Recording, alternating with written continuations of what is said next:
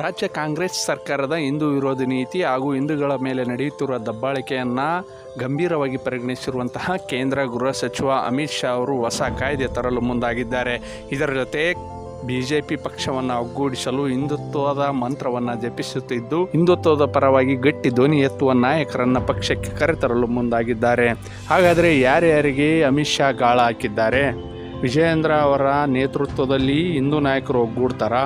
ಈ ಕುರಿತು ಇನ್ನಷ್ಟು ಮಾಹಿತಿ ನೀಡ್ತೀವಿ. ನಮ್ಮ ಚಾನಲ್ ಸಬ್ಸ್ಕ್ರೈಬ್ ಮಾಡಿ, ಶೇರ್ ಮಾಡಿ, ಲೈಕ್ ಮಾಡಿ, ಹಾಗೆ ಕಾಮೆಂಟ್ ಮಾಡಿ. ಕರ್ನಾಟಕ ಸೇರಿದಂತೆ ಕಾಂಗ್ರೆಸ್ ಆಡಳಿತ ಇರುವಂತಹ ರಾಜ್ಯಗಳಲ್ಲಿ ಹಿಂದೂಗಳ ಮೇಲೆ ನಿರಂತರವಾಗಿ ದಬ್ಬಾಳಿಕೆ ದೌರ್ಜನ್ಯಗಳು ನಡೆಯುತ್ತಿವೆ.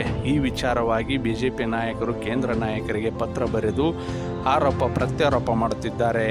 ಕೇಂದ್ರ ಗೃಹ ಸಚಿವ ಅಮಿತ್ ಶಾ ಅವರು ಈ ವಿಚಾರವನ್ನು ಗಂಭೀರವಾಗಿ ಪರಿಗಣಿಸಿ ಹೊಸ ಕಾಯ್ದೆ ರೂಪಿಸಲು ಮುಂದಾಗಿದ್ದಾರೆ. ಹಿಂದೂಸ್ತಾನದಲ್ಲಿ ಹಿಂದೂಗಳಿಗೆ ರಕ್ಷಣೆ ಒದಗಿಸುವ ಕಾಯ್ದೆಯನ್ನು ತರಲು ಕೇಂದ್ರ ಗೃಹ ಸಚಿವ ಉತ್ಸಾಹ ತೋರಿದ್ದಾರೆ ಎಂದು ಹೇಳಲಾಗುತ್ತದೆ. ಅದರಲ್ಲಿ ಹಿಂದುತ್ವ ನಾಯಕರೆಂದು ಗುರುತಿಸಿಕೊಂಡಂಥ ದೇಶಾದ್ಯಂತ ಇರುವ ಸಂತರು ಹಾಗೂ ಹಿಂದೂ ಪರವಾಗಿ ಮಾತನಾಡುವಂಥ ನಾಯಕರನ್ನು ಸಂಪರ್ಕಿಸಿ ಅಭಿಪ್ರಾಯ ಪಡೆಯಲು ಮುಂದಾಗಿದ್ದಾರೆ ಎಂದು ಹೇಳಲಾಗುತ್ತದೆ.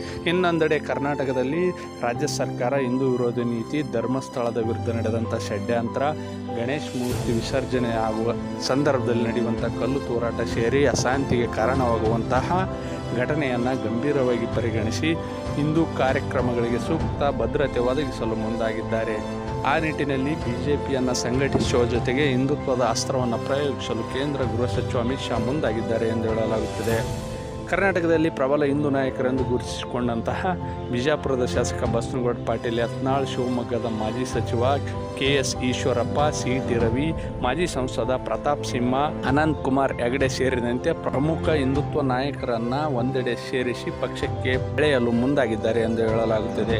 ಒಟ್ಟಾರೆಯಾಗಿ ಕೇಂದ್ರ ಗೃಹ ಸಚಿವ ಅಮಿತ್ ಶಾ ಅವರು ಹಿಂದುತ್ವ ರಕ್ಷಣೆಗಾಗಿ ಹೊಸ ಕಾರ್ಯಪಡೆ ಕಟ್ಟಲು ಮುಂದಾಗಿದ್ದು, ಬಸನಗೌಡ ಪಾಟೀಲ್ ಯತ್ನಾಳ್ ನೇತೃತ್ವ ವಹಿಸುವ ಸಾಧ್ಯತೆ ಇದೆ.